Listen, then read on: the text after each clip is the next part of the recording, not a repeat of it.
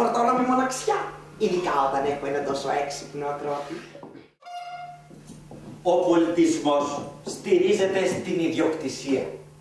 Η ιδιοκτησία είναι η προέκταση της ύπαρξής μας. Γυαλιά με το σφυρί, κάθε πρωί το ξυπνάει η ατμομηχανή.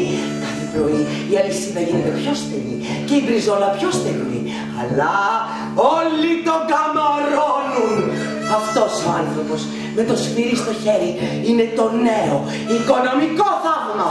Ζήσει το σκυλί, αλλά η οικονομία ευημερεί. Οι πλούσιοι κάθονται στις καρέκλες τους και οι άγριοι δουλεύουν μέχρι να γεράσουν στα χωράφια τους. Δεν είναι άνθρωπος πια. Είναι ένας ήρωας με σφυρί.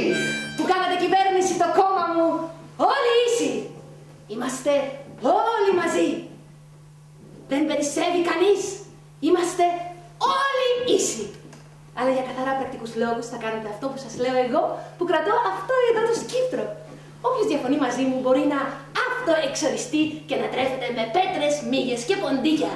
Κάθε συναλλαγή, κάθε πράγμα, κάθε τι, είτε άνθρωπος, είτε ζώο, είτε κουρέλι,